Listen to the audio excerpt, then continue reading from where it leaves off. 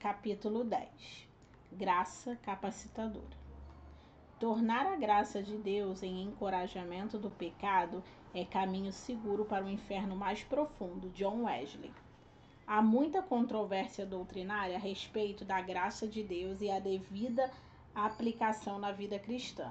Entretanto, no que diz respeito à conversão, é possível dizer que há quase consenso.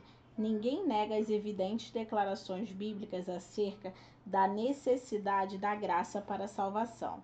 O apóstolo Pedro, no Concílio de Jerusalém, declarou: cremos que fomos salvos pela graça do Senhor Jesus. Atos 15:11. Paulo afirmou aos Efésios: pela graça sois salvos mediante a fé. Efésios 2:8. A Tito também disse: a fim de que, justificados por graça, nos tornemos seus herdeiros, segundo a esperança da vida eterna. Tito 3:7.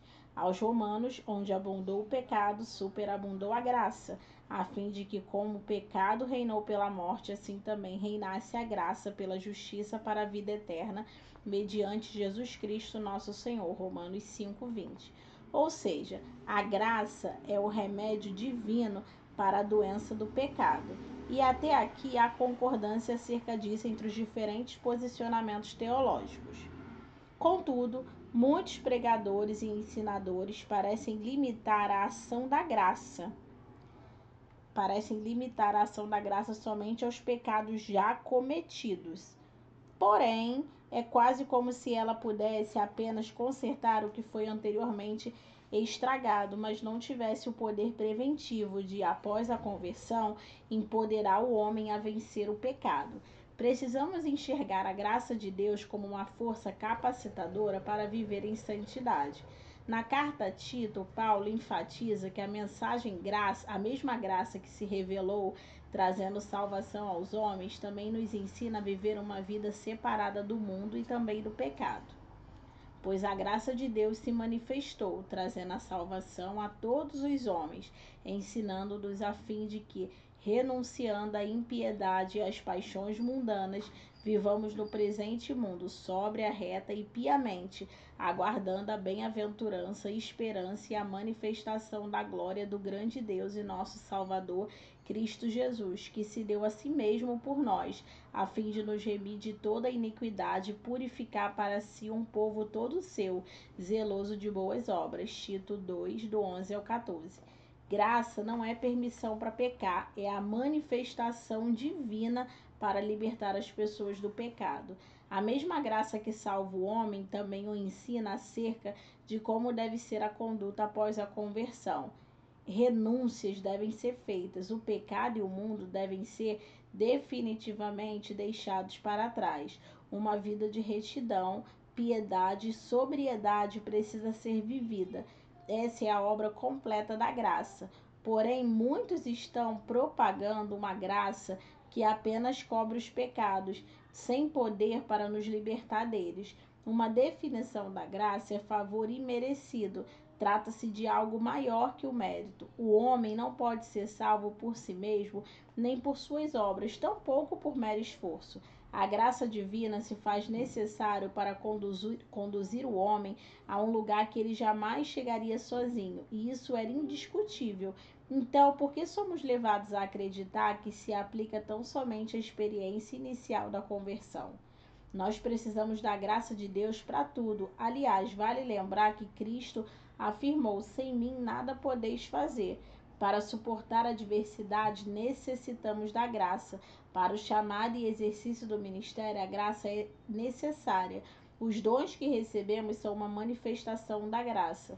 Tendo, porém, diferentes dons, a graça nos foi dada. Romanos 12:6.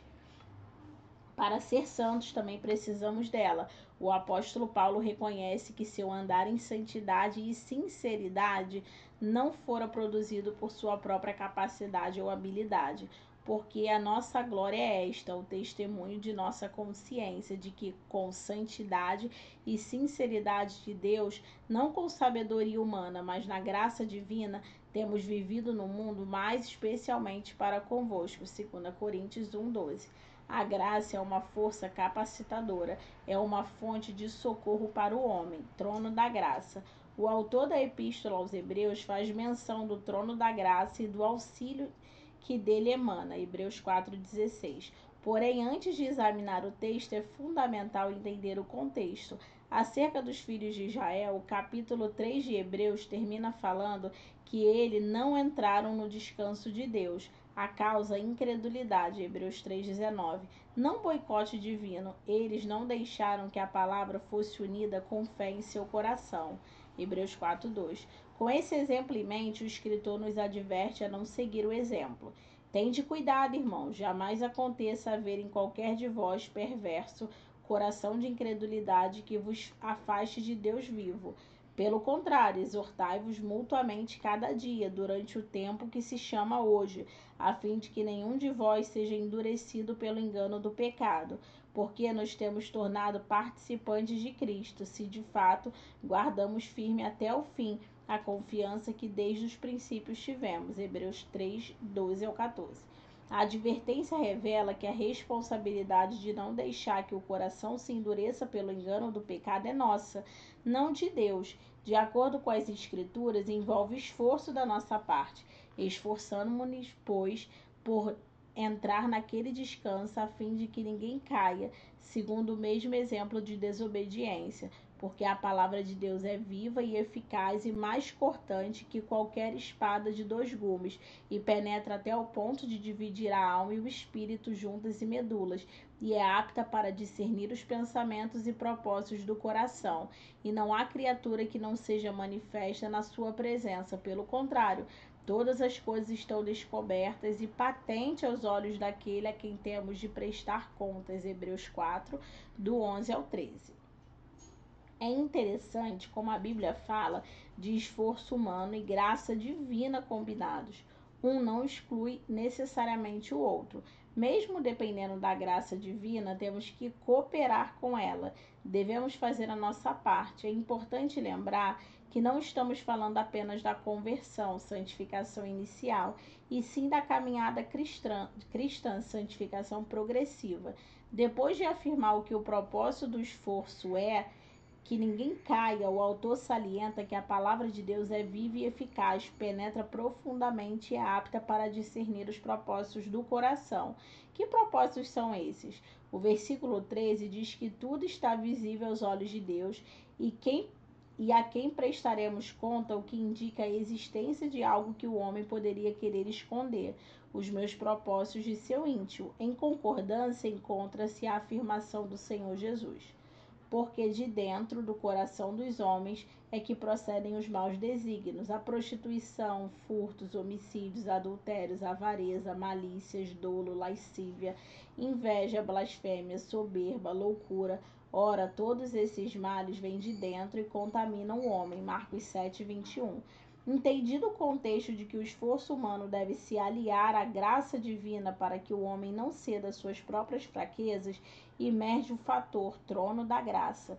Tendo, pois, a Jesus, o Filho de Deus, como grande sumo sacerdote que penetrou os céus, conservemos firme a nossa confissão, porque não temos sumo sacerdote que não possa compadecer de nossas fraquezas. Antes foi ele tentado em todas as coisas à nossa semelhança, porém sem pecado. Acheguemo-nos, portanto, confiadamente junto ao trono da graça, a fim de recebermos misericórdia e acharmos graça para socorro em ocasião oportuna. Hebreus 4, do 14 ao 16. Jesus é apresentado como sumo sacerdote que se compadece de nossas fraquezas. Por que essa capacidade é destacada? Para termos a visão do Cristo homem, que foi tentado em tudo, mas sem pecado. Ele conhece plenamente as lutas e fraquezas da carne. É importante frisar que essa compaixão não provém apenas da sua onisciência divina, mas também da identificação proporcionada pela experiência humana. Essa verdade concorda com o que o apóstolo João testemunhou acerca dele. E não precisava de que alguém lhe desse testemunho a respeito do homem, porque ele mesmo sabia o que era a natureza humana. João 2,25. É esse entendimento sobre o caráter compassivo do Salvador que introduz a ideia do trono da graça. Para uma compreensão ampla, é necessário analisar à luz da tipologia bíblica e também do contexto histórico e cultural Trono é assento de reis e governantes. As pessoas normalmente só se aproximavam de um trono para uma audiência, para apresentar uma causa a ser julgada. Na Bíblia, essa figura remete a juízo, como quando Cristo descreve a si mesmo sentado no trono de sua glória para julgar as nações. O mesmo pode ser visto no juízo do grande trono branco. Portanto, na própria tipologia bíblica, trono indica juízo. Contudo, o trono da graça, do qual devemos nos achegar para acessar socorro e misericórdia, contrasta com o juízo. O propósito não é oferecer julgamento aos que lutam contra o pecado, mas graça. O objetivo não é condenar, e sim ajudar aos que são tentados. A aproximação a esse trono não causa receio, pode ser feita confiadamente. Onde está o trono da graça? Há uma oração de distância. Ele também se manifesta na palavra e pelo Espírito Santo. O ponto é que está disponível para quem precisa de ajuda, não para os totalmente santos, mas para os que querem vencer a luta contra seus próprios maus desejos, contra suas fraquezas. Quem se assenta nele é um rei compassivo, que sabe exatamente o que é ser tentado e está pronto a socorrer os que também são. Temos que nos esforçar, mas jamais sozinho, porque temos acesso ao trono da graça e essa graça ela nos basta. 2 Coríntios 12, 9. Antes de passar ao próximo ponto, vamos retomar. Na santificação inicial, somos libertos da condenação do pecado. Na santificação progressiva, somos libertos do poder do pecado. E na santificação final, seremos libertos da presença do pecado, até que a glorificação chegue. Ainda há uma luta a ser travada contra o pecado. Luta contra o pecado. Certa ocasião, ouvi alguém afirmar que se um cristão está lutando contra o pecado, ele não sabe quem é em Cristo. Discordo totalmente. Trocaria por: se a pessoa está acorrentada pela prática do pecado, então ela não sabe quem é em Cristo e nem o que há à sua disposição. Existe uma vida cristã sem luta contra o pecado? Não. É possível nesse momento hoje da glorificação final sequer ser tentado? Claro que não. Até Jesus foi tentado, e isso sem ter a mesma natureza caída que nós. Adão também pode ser incluído, pois quando foi tentado e pecou, ainda não tinha natureza adâmica. Se a palavra de Deus cita explicitamente que a luta existe, como dizer o contrário? A boa notícia é que é possível vencer, porém é inegável que haja luta contra o pecado. Portanto, também nós, visto que temos a rodear-nos de tão grande nuvem de testemunha, desembaraçando-nos de todo o peso e do pecado que tenazmente nos assedia, corramos com perseverança a carreira que está nos proposta, olhando firmemente para o autor e consumador da fé, Jesus, o qual, em troca da alegria que lhes estava proposta, suportou a cruz, não fazendo caso de ignomia, e está assentado à destra do trono de Deus. Considerai, pois, atentamente aquele que suportou tamanha oposição dos pecados contra si mesmo, para que não vos fadigueis desmaiando em vossa alma. Ora, vossa luta contra o pecado ainda não tendes resistido até o sangue. Hebreus 12, do 1 ao 4. A versão revista e atualizada de Almeida diz que o pecado nos assedia com tenacidade. A tradução brasileira optou pela expressão pecado que se nos apega. A nova versão internacional preferiu pecado que nos envolve. A nova versão transformadora, pecado que nos atrapalha. Todas revelam que precisamos lidar com a questão do pecado como um problema a ser vencido. No versículo 4, todas as versões também trazem exatamente a mesma ideia de luta. Como alguém pode dizer que não há luta contra o pecado? Por outro lado, questiono: é possível vencer a luta contra o pecado? Claro que sim, isso é santificação. Apesar disso, não há espaço para lamento, porque contamos com recursos para vencer, porque a graça divina é uma força capacitadora. Porém, há quem ressalte o fato de que ela oferece mais que perdão a pecados que já foram cometidos, vai além e nos capacita a nem mesmo pecar. Não pretendo diminuir a importância da purificação dos pecados, pelo contrário, louvo a Deus pelo perdão que está em Cristo, mas a graça faz mais do que apenas perdoar. Ela provê recursos divinos para vencer as tentações e não precisar chegar à queda. É possível vencer as tentações? Claro que sim, há uma solução divina. O propósito do trono da graça não é apenas reerguer dia após dia os crentes que vivem uma espécie de tropeço contínuo. Existe como cortar o mal quando ainda é um intento. Quando a Bíblia fala de encontrar socorro em ocasião oportuna, a que se refere? Que socorro é esse? É só o ato divino de perdoar quem já pecou? A aproximação do trono deve acontecer a fim de recebermos misericórdia e acharmos graça para socorro em ocasião oportuna. Primeiro, recebemos misericórdia e graça para, quando for necessário em ocasião oportuna, utilizarmos ambas para socorro. Ou seja, a ajuda vem antes da queda, ainda que haja uma misericórdia posterior a quem dela não fez uso. O projeto de Deus não é apenas ficar levantando repetidamente o homem caído, é ajudá-lo a evitar a queda. Por isso a advertência: aquele, pois, que pensa estar de pé, veja que não caia. Assim como Hebreus 4,16, há outro texto que fala desse tipo de ajuda e quando ela nos é disponibilizada. Não vos sobreveio tentação que não fosse humana, mas Deus é fiel e não permitirá que sejais tentado além da vossa força. Pelo contrário, juntamente com a tentação, vos proverá livramento, de sorte que a possais suportar. 1 Coríntios 10:13. Quais lições esse versículo ensina? Pelo menos 3 que podemos destacar. 1. A tentação é humana. As tentações não são demoníacas, são humanas. Em outras palavras, não sobrenaturais, mas naturais. Tiago afirmou que cada um é tentado pela própria cobiça, quando esta o atrai e seduz. Tiago 1,14. Embora a Bíblia domine a Satanás como tentador, isso se refere mais à capacidade dele de instigar nossos próprios desejos do que produzir em nós um desejo que não existia anteriormente. Sendo assim, a tentação é humana, ainda que instigada pelo diabo. 2. Não seremos tentados acima de nossas forças.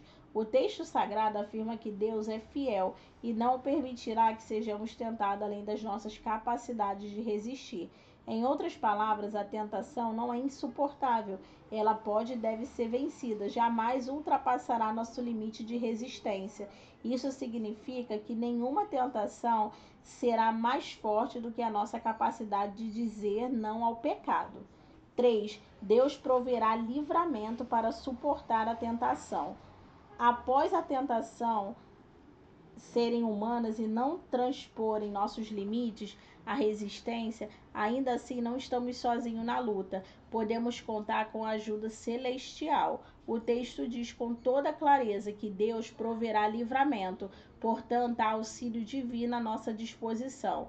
A tradução brasileira diz que ele proverá o meio da saída, enquanto a Nova Versão Internacional fala acerca de um escape. Tiago, irmão de Jesus, declarou: ninguém ao ser tentado diga, sou tentado por Deus, porque Deus não pode ser tentado pelo mal, e ele mesmo a ninguém tenta. Deus não tenta ninguém, isso é fato. Já vimos que a tentação é humana e o maligno apenas instiga o desejo do homem. Porém, há uma ação divina na tentação, e claro, não é para favorecê-la, mas para dissipá-la.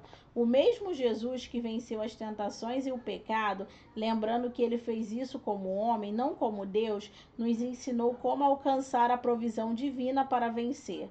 Na chamada oração do Pai Nosso, instruir a oração assim: não nos deixes cair em tentação, mas livra-nos do mal.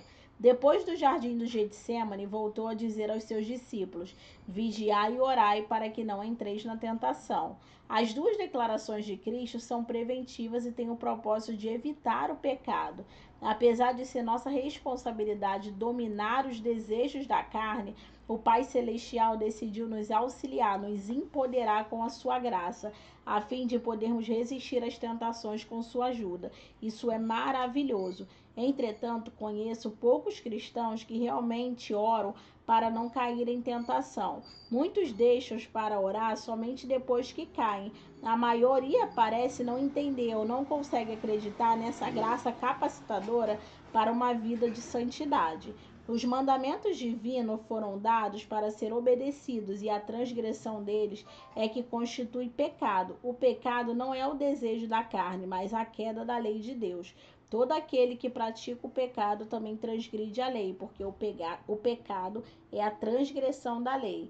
Quando o desejo carnal fala mais alto e escolhemos agradá-lo, não ao Senhor, é aí que pecamos. O que a graça nos capacita é a negar os anseios da carne, até mesmo de virar em pecado para obedecer aos preceitos de Deus. Só a graça pode levar a uma resposta de obediência. John Bevere, no livro Kryptonita, Como Destruir o que Rouba a Nossa Força, conta como entendeu esse conceito. Na sequência de seu testemunho de libertação, também compartilha um dado interessante que prova o desconhecimento dos cristãos acerca da capacitação disponível na graça.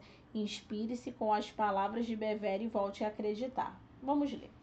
No início da minha vida cristã, eu tentava repetidamente viver santo e falhava várias vezes. Eu ficava frustrado, para dizer o mínimo. Então descobri a graça de Deus. Descobri que a graça é a capacidade imerecida de Deus que nos dá a habilidade de fazer o que não conseguimos fazer sozinho. Eu não conseguia me libertar da pornografia e de outros hábitos pecaminosos, mas quando descobri a graça de Deus, pude andar em liberdade, crer e cooperar com ela. Porém, há um fato triste. O nosso ministério fez uma pesquisa anos atrás. Fomos a uma variedade de igrejas representando uma série de concorrentes doutrinários e denominações. Entrevistamos mais de 5.000 cristãos nascidos de novo em todo o país. Pedimos aos participantes que dissessem 3 ou mais definições de graça de Deus. Os resultados da pesquisa mostravam que quase todos associavam a graça de Deus à salvação, ao perdão pelos pecados e um presente merecido e ao amor de Deus. Essa notícia era boa, mas o resultado trágico foi que menos que de 2% desses cristãos sabiam que a graça é a capacitação de Deus. A realidade é que não podemos receber nada de Deus a menos que acreditemos, e não podemos acreditar o que não sabemos. Se aproximadamente 2% dos cristãos sabem que a graça nos capacita, então mais ou menos 98% dos cristãos estão tentando viver santos por sua própria capacidade, o que é impossível. Frustração, derrota, depressão, condenação e culpa certamente estão inclusos nesse cenário. A nossa estratégia de ensinar uma graça que é acoberta, que omite a graça que capacita, tem fechado a porta e trancado a fechadura. Diferença entre lei e graça. Qual é a diferença básica entre a antiga e a nova aliança, ou a lei e a graça? Temos utilizado pelo apóstolo João, porque a lei foi dada intermédio de Moisés e a graça verdadeira vieram por meio de Jesus Cristo. João 1,17. Além de reconhecer que Cristo se manifestou apenas na última aliança, qual outro contraste existe entre a lei de Moisés e a graça de Jesus? Antes das distinções, as similaridades. 1. Necessidade de obediência. Na antiga aliança, a lei foi dada para ser obedecida. Obedeçam a todos os meus decretos e a todas as minhas leis e pratiquem. Eu sou o Senhor. Levítico 19:37. Na nova aliança também se encontra o mesmo propósito. Quando Jesus deu a grande comissão, foi claro sobre a necessidade de obedecer ao que ele ensinara. Portanto, vão e façam discípulos de todas as nações, batizando-os em nome do Pai, do Filho e do Espírito Santo, ensinando-os a obedecer a tudo que lhes ordenei. Mateus 28:19. 2. Consequências da obediência. Na antiga aliança, a quebra da lei de Deus gerava juízo. Prestem atenção. Hoje estou pondo diante de vocês a bênção e a maldição.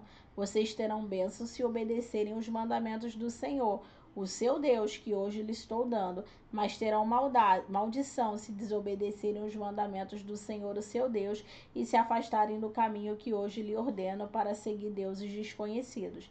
Na nova aliança também há juízo sobre o pecado. Observe as palavras do próprio Senhor Jesus na carta à igreja de Tiatira. Dei-lhe tempo para que se arrependesse. Ela, todavia, não quer arrepender-se da sua prostituição. Eis que a prosto de cama, bem como em grande tribulação, os que com ela adulterarem, caso não se arrependam das obras que lhe incitavam. Apocalipse 2:21. Alguns pregadores parecem sugerir que tanto os mandamentos como as consequências de não os cumprir pertencem apenas à antiga aliança. Citam o fim da lei a Cristo, fora do contexto, como se não houvesse mais mandamentos a ser obedecidos. Isso é verdade? Claro que não. O livro de Hebreus, ao falar da mudança da aliança e a consequência e consequentemente de sacerdócio, mostrado a substituição do sacerdócio levítico pelo sacerdócio de Cristo, segundo a ordem de Melquisedeque, declara: pois, quando se muda o sacerdócio, necessariamente há também mudança da lei que é o ponto. A declaração de Jesus sobre um novo mandamento deixa ainda mais evidente que os mandamentos de Cristo são apresentados como mudança de lei, não anulação. Jesus repetiu várias vezes a frase: ouviste o que foi dito aos antigos. Mateus 5:21. Clara referência à lei de Moisés, mas observe que também há repetição de eu, porém, vos digo, Mateus 5:22. O que indica a chegada de uma atualização, um ajuste à lei de Deus. Outra prova é a declaração de Paulo aos Coríntios, não estando sem lei para com Deus, mas debaixo da lei de Cristo, 1 Coríntios 9:21. A expressão da lei de Cristo merece destaque aqui. John Wesley, na obra Explicação Clara da Perfeição Cristã, declara: estamos sem lei, sem essa lei. Mas isso não significa que estamos sem qualquer lei, porque Deus estabeleceu outra lei em seu lugar, a lei da fé, e todos estamos debaixo da lei para com Deus e com Cristo. Tanto o nosso Criador como o nosso Redentor exigem que a observemos. Além de permanecer o dever de obedecer a uma lei, agora a lei de Cristo ainda há consequências para a desobediência. Apresentadas as similaridades, vamos agora às distinções. 1. Incapacidade de obedecer. Paulo declarou aos romanos que a lei veio provar que o homem não tinha condição de obedecê-las. Ele citou essa incapacidade começando pela baixíssima estatística de obediência. Como está escrito, não há justo nenhum sequer, Romanos 3:10. De onde exatamente vem essa incapacidade de obedecer e praticar a lei de Deus? Da natureza humana. Paulo usa a expressão filhos da desobediência para referir-se ao nosso passado e afirmar que éramos por natureza filhos da ira, Efésios 2:2. O apóstolo ainda diz que as paixões pecaminosas foram postas em realce pela lei, Romanos 7:5. Finalmente, temos o clássico discurso de como a lei só revelou a força do pecado. E eu sugiro que você leia o texto bíblico todo refletindo atentamente. Que diremos, pois? É a lei pecado? De modo nenhum. Mas eu não teria conhecido o pecado senão por intermédio da lei, pois não teria eu conhecido a cobiça se a lei não dissera, não cobiçarás. Mas o pecado, tomando ocasião pelo mandamento, despertou em mim toda sorte de concupiscência, porque sem lei está morto o pecado. Outrora, sem a lei, eu vivia, mas sobrevindo o conceito, reviveu o pecado e eu morri. E o mandamento que me fora para a vida, verifiquei que este mesmo se tornou para a morte, porque o pecado, prevalecendo-se do mandamento, pelo mesmo mandamento me enganou e me matou. Por conseguinte, a lei é santa, e o mandamento santo e justo e bom. Acaso o bom me tornou em morto? De modo nenhum. Pelo contrário, o pecado, para revelar-se como pecado por meio de uma coisa boa, causou-me a morte, a fim de que pelo mandamento se mostrasse sobremaneira maligno. Porque bem sabemos que a lei é espiritual. Eu, todavia, sou carnal, vendida à escravidão do pecado, porque nem mesmo compreendo o meu próprio modo de agir, pois não faço o que prefiro, e sim o que detesto. Ora, se faço o que não quero, consinto com a lei que é boa. Nesse caso, quem faz isso já não sou eu, mas o pecado que habita em mim.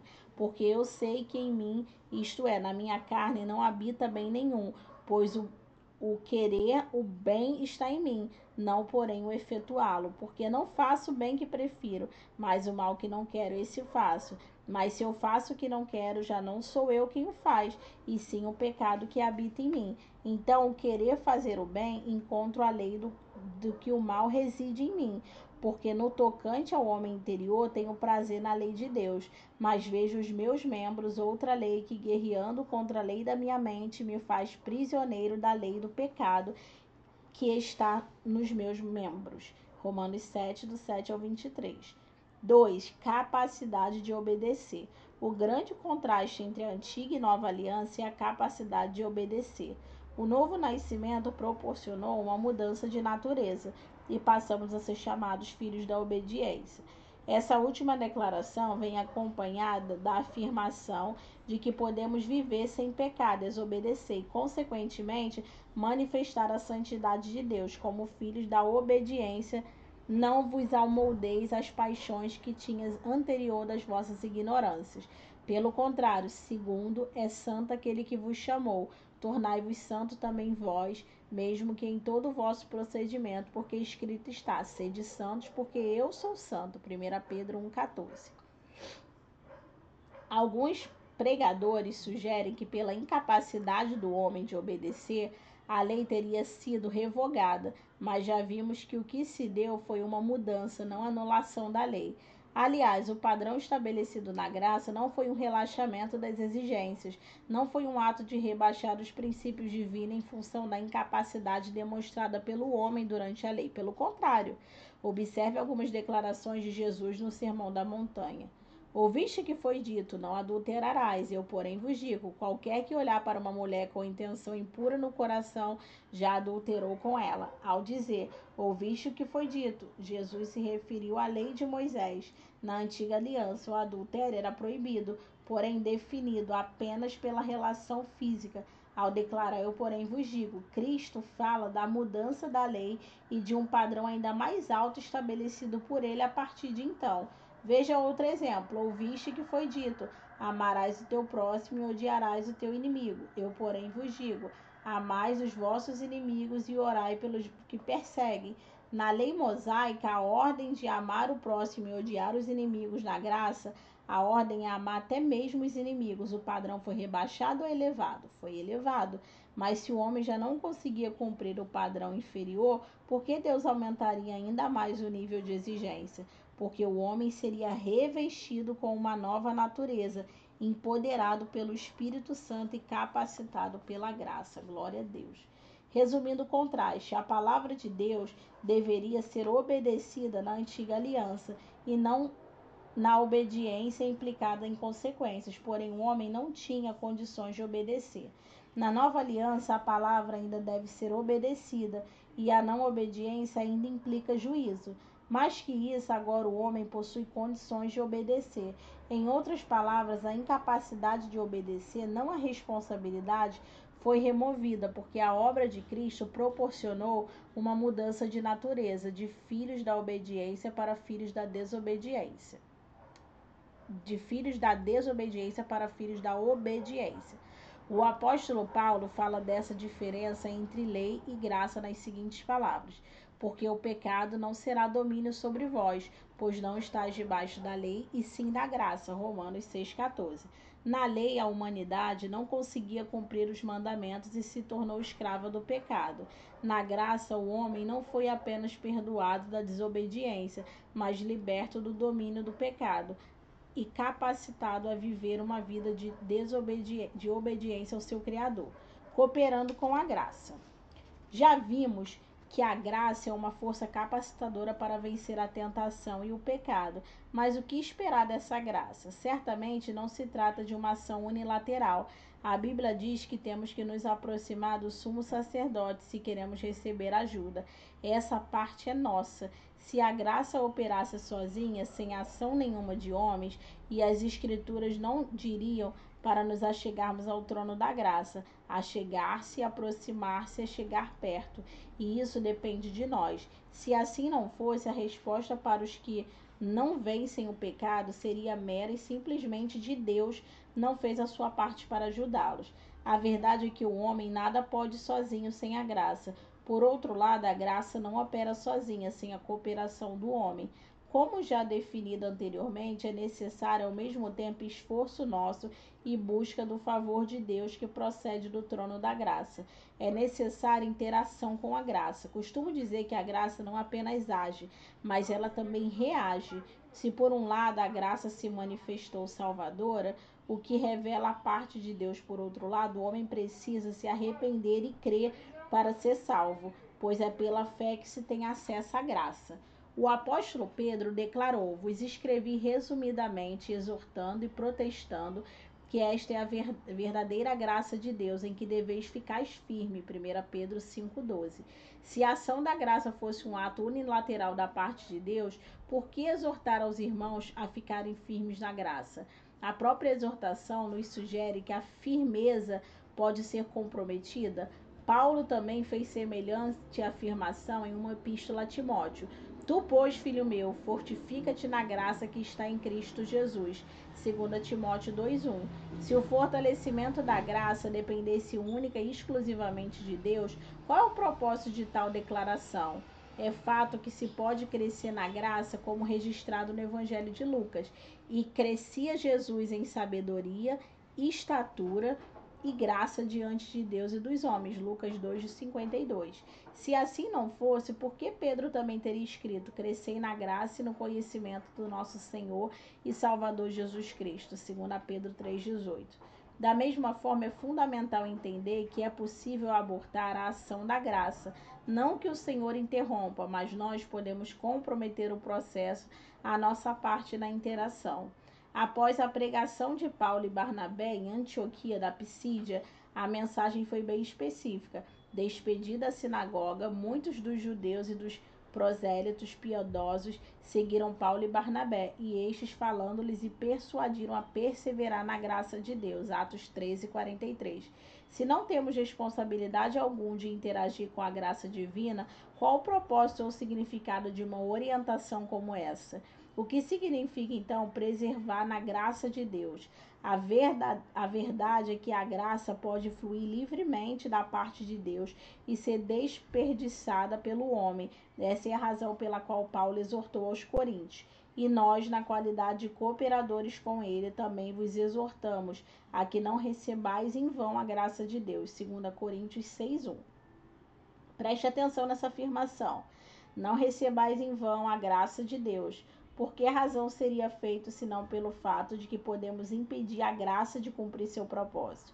Escrevendo aos Gálatas, Paulo mostrou que a atitude errada deles de querer regredir a lei de Moisés os faria anular a graça, algo que ele mesmo não faria.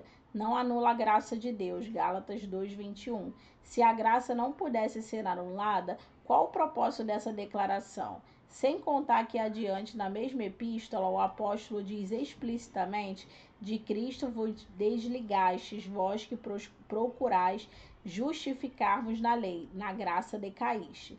Se é impossível que alguém caia na graça, note que Paulo não disse que Deus o jogou fora delas. Tais definição não seria contraditória?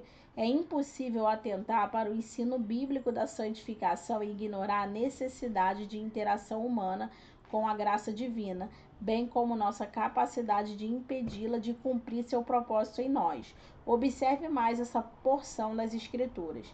Segui a paz com todos e a santificação, sem a qual ninguém verá o Senhor, atentando diligentemente, porque ninguém seja faltoso, separando-se da graça de Deus. Hebreus 12, do 14 ao 15. A tradução brasileira registrada para que ninguém falte à graça de Deus, a Nova Versão Internacional optou para que ninguém se exclua da graça de Deus. A Nova Versão Transformadora, que nenhum de vocês se deixe de experimentar a graça de Deus. Boa parte das traduções inglesas focam em termos cair ou falhar. Se não é possível se separar da graça, então por que aconselhar os irmãos a atentar diligentemente para que isso não ocorra? No final do mesmo capítulo, o escritor volta a tratar da responsabilidade e cooperação. Por isso, recebendo nós um reino inabalável, retenhamos a graça pela qual sirvamos a Deus de modo agradável, com reverência e santo temor. Hebreus 12, 28. O que é a ordem de reter a graça, senão a demonstração do que é possível comprometê-la?